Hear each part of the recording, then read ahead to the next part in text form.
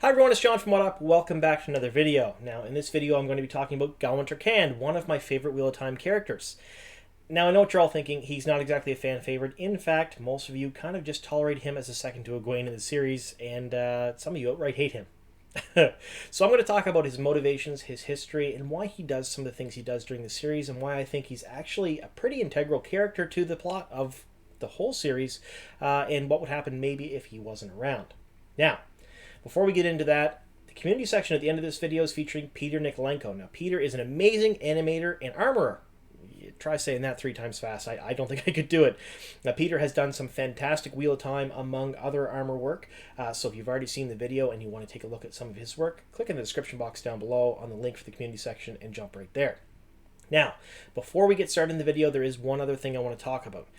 As a content creator, I do not have a store, nor do I have a Patreon. I've never asked for anything from you folks, and I probably won't. I mean, it's not really in the cards, at least for right now for me. I'm quite happy just to make the content and give it out. Now, there's a but here. There's always a but. Now I'm asking for something from you.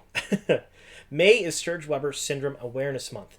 Now, Sturge-Weber Syndrome is a congenital non-familiar disorder that affects a very small percentage of the population, and my daughter has type 1 Sturge-Weber Syndrome. So we have been involved with Sturge-Weber from the time she's been born about 14 years ago. So that involves hundreds of doctor's appointments, all kinds of things.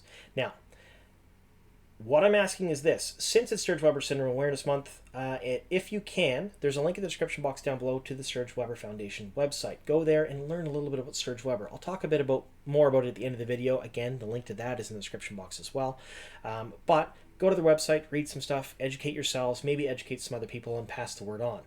Now, the other thing is if you do have a little bit of extra money in your pocket, which I understand not many people do considering the state of the world right now, maybe consider making a donation to the foundation. I have left a link for donations as well in the description box of this video, and I will all month long. And if you can, donate something, and in the about where you've heard from us from, put in What Up. That way I can track donations to the foundation to see if I've made, or you folks have made, a little bit of difference in the lives of a lot of children in the United States and around the world. All right, so before we get started, spoiler warning. In this video, I'm going to be spoiling everything from Eye of the World up to and including A Memory of Light, and yes, that does include the last battle. You're going to hear about stuff that you probably don't want to hear about if you haven't read the book series before. So be forewarned, if you have not read the book series, or if you haven't finished the series, I'm going to ruin some things for you, and I'm going to enjoy doing it. All right, let's get on to the video. Gawyn Trakand. Love him or hate him, he's a pretty integral part of the Wheel of Time series. So, who is he? Well, Gawyn is the son of Morgase Trakand and Terengale Damodred. Now, Morgase is the queen of Andor, so Gawyn's a prince. So, he's a pretty important guy, you'd think, but Andor doesn't have kings. They only have queens. So, no matter what, he has pretty much reached the top station in life from the time he's born. So, he can't really advance. So he has that's the first strike against him that might change his character. The second thing is when his sister Elaine was born, the oldest daughter, or the only daughter rather, he was made to swear an oath over her crib to basically say his life would come before hers, and he would give his life to protect her and to protect Andor. So he's a little kid. He's like a toddler at this point, and he's basically made to swear an oath that says, I don't matter as much as my sister. I don't matter as much as my country. They come before me always. Now, when a character does this in a fantasy novel or a movie, it's always very romantic. It's always very noble. It's always very, this is amazing. And they grow up and they become this great protector and whatnot. In real life, if you did that to a kid, that would mess them up something fierce. Basically being told that they're not worth as much as other people. Now, I have children, I have teenagers, and if I said that to any one of them, I don't even want to imagine the reaction. So, you have the fact that he is, he's a prince, so he's never going to want for anything. He's rich in a land where a lot of people are very poor.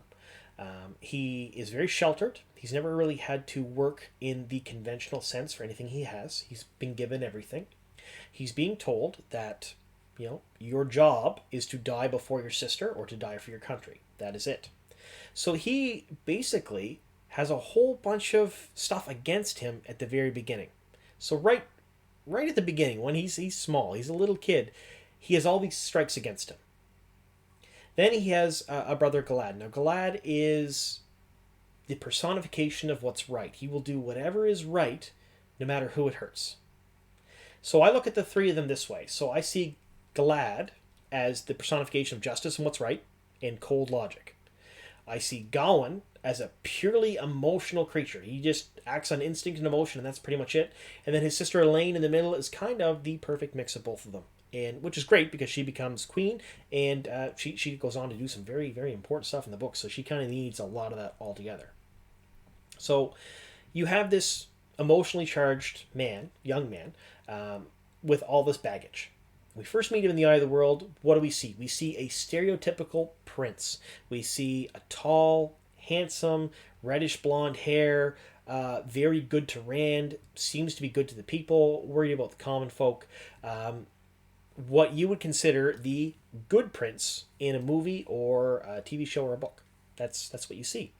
And this is where I think a lot of people's opinions of Gawyn start going off the rails, because that's it. That's all we see him in the Eye of the World. It's just that first little bit, and he sets himself up as the stereotypical prince. You expect him to serve and do what's right and do all those things because that's what the story would expect of him. Now, that's it. You don't see him again in the Eye of the World. Great Hunt, again, a second book, you don't see him at all. The third book, The Dragon Reborn, he does come in for a little bit, and we're not talking for a very long time, but for a little bit. And when he does come in, you see him lose in a spectacular battle against Mat. Him and Galad take on Mat. Mat has a quarterstaff, and they have swords, and it is one of my favorite scenes from the book series. It's really good. So you see that part, and you see him interacting with Egwene, you see him interacting with Min, Elaine, a few other people in the tower, and you kind of get the sense, well, not kind of, you get the sense that he is in love with Egwene. He is completely smitten with her. However, his brother, Galad, likes. And we're going to go with likes because Galad in the book series is so handsome he can have any woman he wants, and they all swoon on him all the time. And Gawyn, because of his upbringing, because of he was taught that other people come before him no matter what, steps back.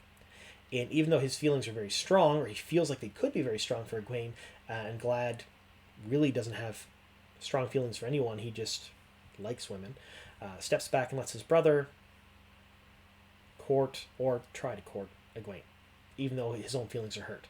And that's actually brought up in the book series. So that's another indication that he will do what's right for other people and not himself, because, he doesn't consider himself important. So the next book we have here after The Dragon Reborn is The Shadow Rising, and this is where we really start to see Gawyn kind of, he doesn't come into his own so much as we see a little bit more of him.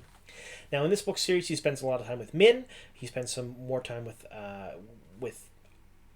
other people in the tower before the coup happens and the tower splits. Now, this is the first decision in the book series that a lot of people go, he is a complete moron. Why is he doing this? So, he ends up siding with Elaida Sedai, who is the person instigating the coup who wants to become the Amyrlin, instead of siding with the actual Amyrlin, Siuan.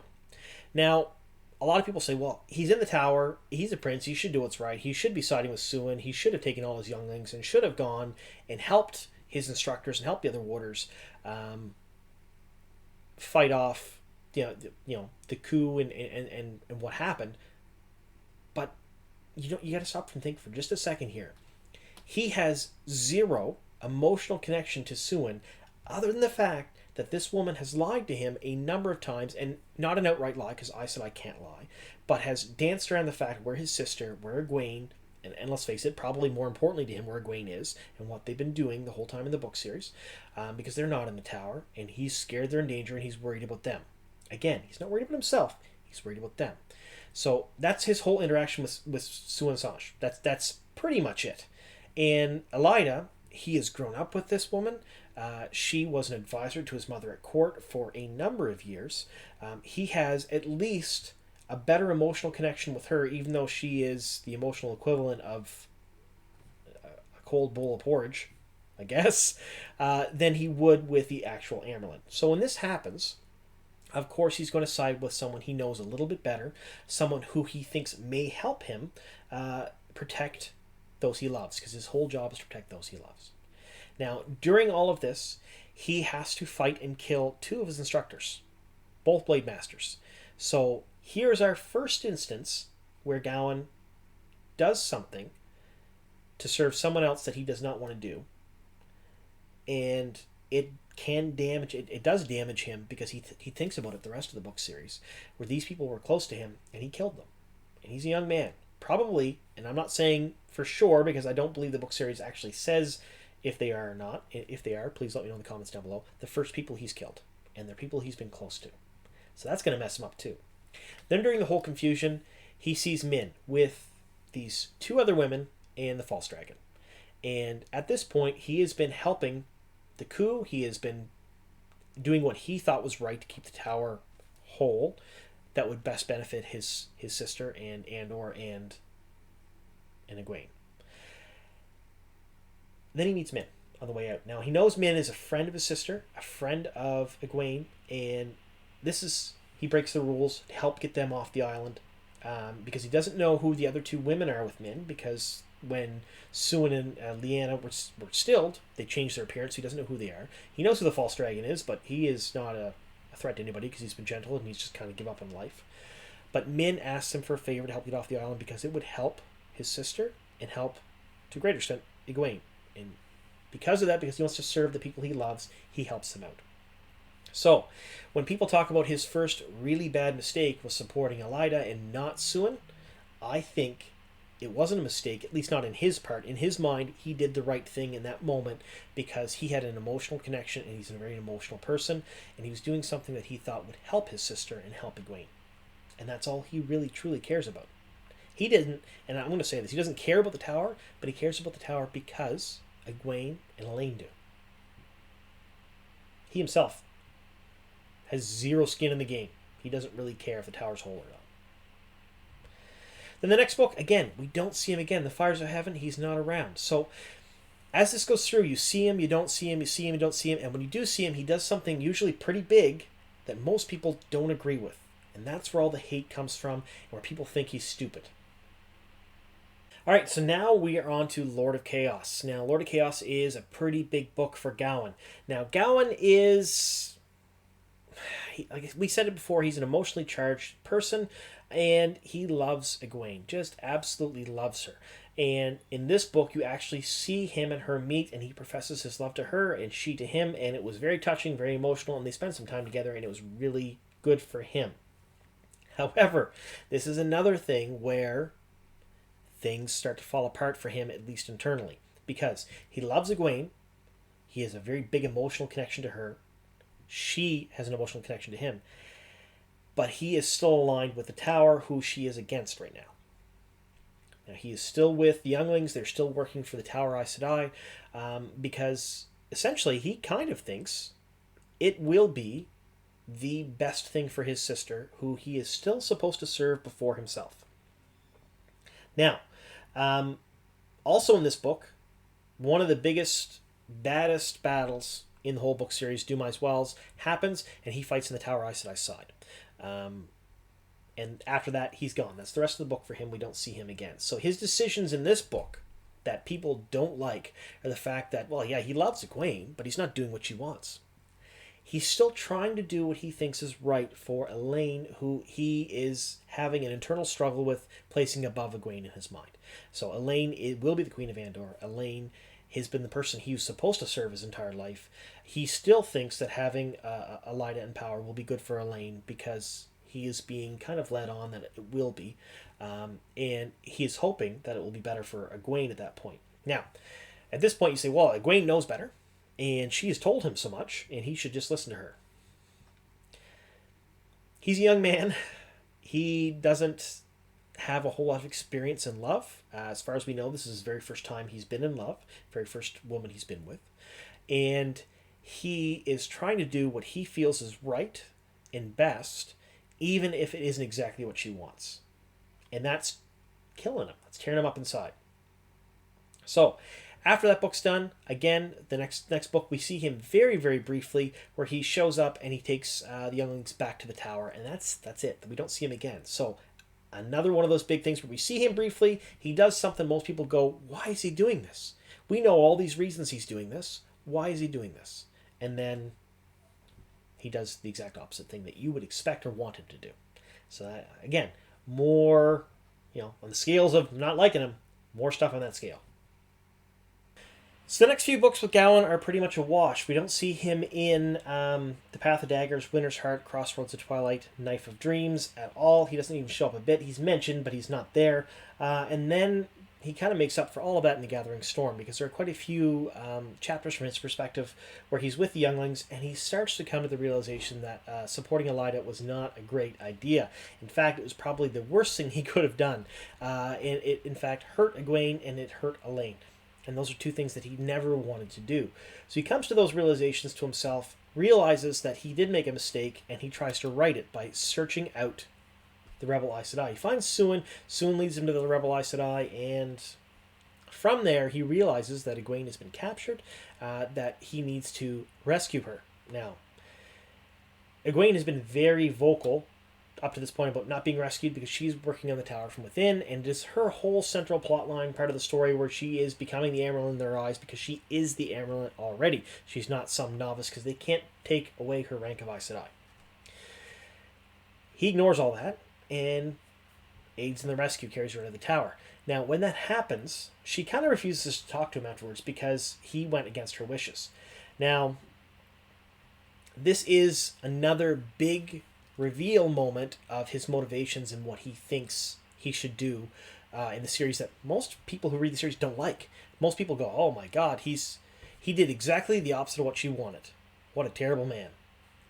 Well, if you look at it this way, his whole life, he's been about protecting people, protecting his loved ones over himself, and to see someone he loved captured, regardless of the circumstances, regardless of how much it would mess up her plans or mess up anything else, he wanted to see her safe, and that's what he did. So he did, again, what his character would do, and head down, ran in, and rescued her, or tried to. So again, another one. Pure, like his normal motivations, protecting someone he loves, he goes with them, he doesn't change at all, and it makes people upset because a lot of people really, really love Egwene's character, and she's completely infallible to a large part of the fan base, and what she says goes, and he goes against that a fair bit because he thinks he knows what's better. And let's be honest with you, he doesn't really know what's better, but it's, well, in the next book, The Gathering Storm, so we just finished up with the next book, Towers of Midnight, second to last book in the series. This book, a whole lot of Gawyn again, and this centers around his time in the tower with Egwene. He's investigating murders, he is trying to protect her when she doesn't want to be protected, and again, this whole storyline culminates into the fact that she does not want him protecting her, she does not want him hanging outside her rooms, she does not want to have him as a warder unless he can see her as at least an Aes Sedai, if not the Amyrlin seat. Now, most warders in the books do exactly what their Aes Sedai say without, any question, at least in public, and, they may grumble about it in private, but Aes Sedai is definitely the superior in the relationship. That's not something that Gawyn would have a problem with because everyone in his life has been superior to him in every relationship he's ever had. But what he has the problem with is when her orders countermand his feelings. So his feeling is, regardless of what she thinks, wants, or knows, I'm going to do everything I can to keep her safe. Which, in the end of the book, again, I did the big spoiler warning at the beginning, he ends up fighting off 3 blood knives. Now, blood knives are elite warriors, Shan-Chan warriors, that have a Ter Egreal that basically give them increased stamina, increased speed, increased strength, make them really hard to see in camouflage, so they're all in shadows and whatnot. They're hard to see their movements. He takes on 3 of them, and he wins. And those 3 were going to assassinate Egwene. So this is another moment in the book series where a lot of people get really upset with him because he did exactly what she told him not to do. Yeah, but it worked out. She would have been dead otherwise. They were expecting one of the Forsaken, and it ended up being Shan-Chan blood knives instead. So, yes, he did exactly the opposite of what she wanted, again, which most people, especially those who love Egwene, don't like to hear. But it kept with his character. It kept with everything he's done the whole book. And in this one instance, he bungled, but it worked out really well, because without this, without him intervening or being there for that, Egwene would be dead. And if Egwene's dead, then the light loses the last battle automatically, because she's the one who holds reality together during the last battle. All right, so we'll get into the final book here. We'll talk a little bit about that, and then I'll wrap it up with my final thoughts. A Memory of Light, the last book in the series. Now, this is where Gawyn's story arc ends, and it is where we, see his final actions actually aid the light and help them winning the last battle. Now don't let me get too far afield here, but I will explain to you my thought process. So, at the end of the last book, he stole the 3 Terra Grail, the Blood Knives Terra Grail, after saving Egwene's life. You can't question or doubt the fact that he saved her life. He did. She ended up bonding him as a warder, and so now he is her warder for this book. He is not exactly the most ideal warder, because he still, bristles against what she wants exactly, because he still feels like he knows what's better in some instances. He's a young man. He's very emotional. He hasn't really matured into his own yet to be able to trust other people with their own safety. He wants to do it all himself. That's a big part of his character. So all the unimportant bits are him leading up to the final battle. So in the last battle with the Dark One against all the Dark One's forces, they meet Demandred, and Demandred comes to the field, and Demandred is demolishing the Light's forces. He is just... Him and the Sharans show up, and I can't wait. This is even better than Dumai's Wells. I can't wait to see Demandred show up, because Demandred is my favorite, hands down, Forsaken or Chosen, bar none, and I want them to flesh him out. I think it would be amazing. Anyway, so he is essentially routing the Light between him and a number of other the Forsaken and what they're doing. Now, Gawyn uses the Blood Knife Terra Grail, and he's using it on the battlefield, and he knows it's draining his life force, but he has the water bond, and he's young, and he has other things going for him, so he's not exactly dying very quickly. And we found out that you don't die instantly putting them on. It poisons your blood, and eventually you'll die. So he knows he's probably okay for a bit. But he uses his newfound strength and speed and camouflage to go after Demandred, because he thinks that he's the only one to beat him. Now, again, this is another decision that most people think that this is absolute lunacy. He's putting himself in harm's way, and if he dies, it could kill Egwene, because Egwene is his Aes Sedai, and when a warder dies, the Aes Sedai goes through a period of intense grief. At the very least, it'll take her out of the battle, and it could hurt the forces of the Light. He doesn't think about any of that. All he thinks about is killing Demandred to protect the people he loves, because he sees how horrible it is, and he thinks that he's the only one that can do it with this newfound power that he has. So he does use the newfound power. He does attack Demandred. Spectacularly fails, as he does a lot in the books. So again, there's that notion that he is the perfect prince. He should do everything just right, and his whole arc has been a tragic arc the whole way. Nothing has really gone right for this man, except for when he married Egwene, when he became her warder, happiest days of his life. Very, very small portion of the story arc. So he didn't have much happiness. Although, to be fair, many people in the books don't have much happiness. So then, he fights Demandred, and he dies. He gets killed. And when he gets killed, Egwene feels him die. And when Egwene feels him die, she lashes out with the power and basically goes nuts. They stop her.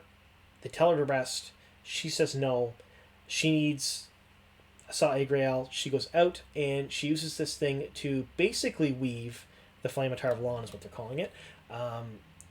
So all the balefire that's being used during the final battle is causing cracks in reality, and the Flame of Tar-Valon causes these crystals to form those cracks and knits reality back together again. She uses so much of the one power through the Sa'e that she sacrifices herself, basically and effectively winning the last battle, other than what Rand's doing with the Dark One and whatnot. If she didn't do what she did, there wouldn't have been a last battle to fight, because reality would have unraveled itself due to the sheer volume of balefire being used, and they knew that. Would she have made that sacrifice if Gawyn was still alive? Would she have made that sacrifice if she wasn't in the state of mind that Gawyn put her in from dying? I don't believe she would. May have. She may. I mean, a lot of people seem to think she would have anyway, because she would do what's right, because Egwene is completely infallible. And I can't wait to see Egwene on the screen, because she is not infallible. She's bumbling as the rest of them at certain points. And I'd love to see that. But I believe that Gawyn, through his death and his final act of what he thought would have been protecting his love and his friends, caused Egwene to do what she needed to do to win the final battle. That's my thoughts on the final battle with those two. I don't think that if he hadn't put her in that state of mind, she wouldn't have used the one power in the way she did, effectively sacrificing herself to, save everyone else. So that's his whole arc in the story and my thoughts on his motivations. So the thing is, why I love him so much and why I like him as a character so much is that he's real. He is as real as you can get. He is not perfect. He makes a ton of mistakes, but all his mistakes are within his character. You know that he is very emotional. You know that he is not super mature. You know that he doesn't have much life experience in certain aspects in relationships and bonds and things like that. And he mucks it all up. But he does so in such a spectacular fashion, in such a real fashion, that I could really imagine a lot of young men that I know doing much the same thing because they are not emotionally mature enough to handle what is being thrown at them, especially in today's day and age. So that's my 2 cents on Gawyn. I really like the character. I hope throughout this video I managed to change a mind or two, or at least made you guys hate him just a little bit less. And for whoever Wheel on Time on Prime decides to have play Gawyn, I want to interview. I really do. He's one of my favorite characters, and a lot of people don't like him, and I would really love to know the motivations behind you playing him. All right. Well, thank you so much for this, and stay tuned for the community section. Thank you all very much. Before we get to the community section, I do want to mention that I am still running that contest. So once I hit 2,500 subscribers, I will be giving away a new What Up t-shirt and a new What Upper bottle. I'll ship them off, and I will probably do it during a live stream. So if you haven't already subscribed to the channel, please do so. If you like my videos, if you like what I'm doing here, leave a like, leave a comment down below. Let me know how you think I'm doing and anything you'd like me to see, me do, or anything you'd like to see me change. All right, let's get on to the community section. Hi everyone, welcome to the community section. Today I'm featuring Peter Nikolenko, an amazing armorer. Now he did send me a whole bunch of images of his 3D animation as well as some of his older armor projects. I've decided not to use them in this video. I may in a future video when I feature him again, but I am showing the white cloak and the Sanchan helmets that he made, and they are phenomenal. So I'm going to read a little blurb that he wrote to me. So hi, I am Peter Nikolenko, and I'm an old Wheel of Time fan, not that old maybe, from Moscow, Russia. I met the world of the Wheel of Time over 20 years ago, and since then Wheel of Time has been part of my life. Along with my passion for Robert Jordan's books, I was engaged in historical reenactment as a hobby. Strange, but until last year, those two processes did not overlap. News about the upcoming Amazon adaptation inspired me to do what I deeply wanted to do for a very long time. So the Sanchan helmet was the first experiment, and then a new white cloak helmet followed. What will be next? Twitter will decide. Now, he did recently put a poll out on Twitter, and I've left a link to his Twitter down below in the description box, so you can find his polls there. So he's basically asking you folks what his next project should be. Apart from armor making, after reading of the last Wheel of Time book, A Memory of Light, I performed an attempt to make a short animation clip in form of a fictional trailer to honor Robert Jordan's memory. It has not been finished due to technical and other issues, so a year ago I granted all clips that I've done to Daniel Green. Now, we all know who he is, and I've done a great job. He's done a great job using it. Big shout out to him. So Daniel Green, you're fantastic. I love your channel. Everyone who watches me more than likely found you a long time ago. So Daniel Green's amazing. If you haven't seen his channel yet, check that out too. As a conclusion, I should make clear that all described above is my pure hobby. There is no chance of seeing regular high-quality content from me either on Twitter or Instagram. At the moment, I also do not see the point in various forms of support, Patreon, etc. The best help is outstanding support from the Twitter of Time family. Sincerely, Peter. Now, these are amazing. As they scroll by there, the detail on them was just absolutely phenomenal. I know Peter doesn't want to make a job out of this, but I would pay a lot of money for one of those helmets. And I'm sure there are a lot of people out there that would have well. They look really fantastic. Now, I've left a link to Peter's Twitter down below, so go on there, say hi to him, say you've seen his work here on my channel if you haven't already, and follow him on Twitter for more of his projects. He will irregularly update the projects there and on Instagram. All right, thank you so much. Now stay tuned for my short little piece about the Sturge Weber Foundation and Sturge Weber syndrome and how you can support them. So May is Sturge-Weber Syndrome Awareness Month. Now, Sturge-Weber Syndrome has been a very big part of my life and my family's life for the last 14 years, as my second oldest daughter, Jasmine, was diagnosed with type 1 Sturge-Weber Syndrome when she was just a child, just months old. Sturge-Weber syndrome is a non-familial genetic mutation that usually presents itself as a port wine birthmark and neurological and ocular abnormalities. Essentially, you can expect any number of symptoms through Sturge-Weber, anything from just the port wine birthmark up to and including developmental delays and seizures. Now, the Sturge-Weber Foundation is a huge part of raising awareness and funds for research to try to find a cure for Sturge-Weber syndrome, as well as assisting in quality of life and medical care for a lot of its patients. Now, people with Sturge-Weber all around the world, it's not regulated to one country. However, I live in Canada, and Canada healthcare is free, so my daughter has seen free treatment her whole life, which has been amazing. So all of her surgeries, which she's had dozens of, all of her doctor's visits, all of her medication, everything she's ever done has not come out of her pockets. Unfortunately, that is not the case for some countries in the world, such as the United States, where healthcare is not a right so much as something that people have to pay out of pocket for.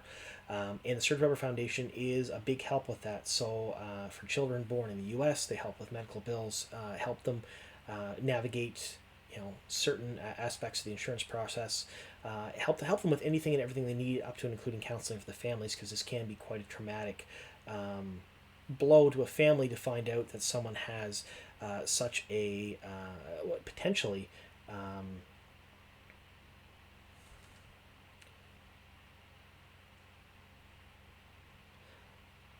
it can be hard for some people. So, for those of you who don't know much about Sturge-Weber syndrome, which is probably a lot of you, because it is a very rare syndrome, very few people had it. I knew nothing about it until my daughter was diagnosed when she was a baby. I've left links down below to the Sturge-Weber Foundation's website. You can read all about it there and see all the great works they've done all over the globe.